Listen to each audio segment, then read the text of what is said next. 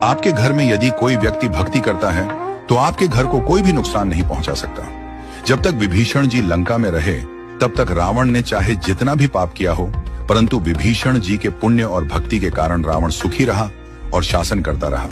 परंतु जब विभीषण जी जैसे भागवत वत्सल भक्त को रावण ने लात मारकर लंका से निकल जाने के लिए कहा, तब से रावण का विनाश आरंभ हो गया।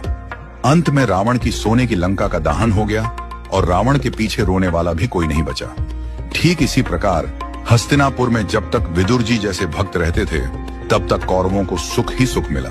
परंतु जैसे ही कौरवों ने विदुर जी का अपमान करके उन्हें राज्यसभा से जाने के लिए कहा और भगवान श्री कृष्ण जी ने विदुर जी से कहा, काका अब आप तीर्थ यात्रा के लिए प्रस्थान कीजिए, कौरवों के विनाश का समय आ चुका है। विदुर जी ने हस्तिनापुर छोड़ दिया और उसी समय से कौरवों का पतन प्रारंभ हो गया।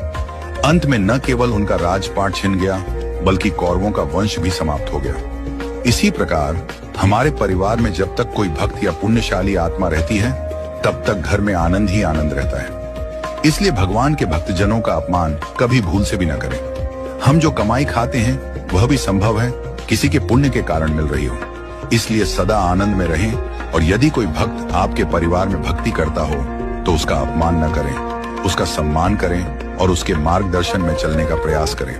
अपनी धन दौलत पद प्रतिष्ठा और शक्ति पर कभी अहंकार न करें, क्योंकि उसी व्यक्ति की बदौलत आपका संसार रूपी रथ चल रहा है। वही व्यक्ति आपका असली धन है, असली पूंजी है, जो आपको भक्ति के मार्ग पर ले जाएगा। यदि वह व्यक्ति एक बार आपके जीवन से चला गया तो समझ लीजिए कि आपका सबसे बड़ा आध्यात्मिक धन चला गया और यह मान लीजिए कि भगवान आपसे दूर चले गए।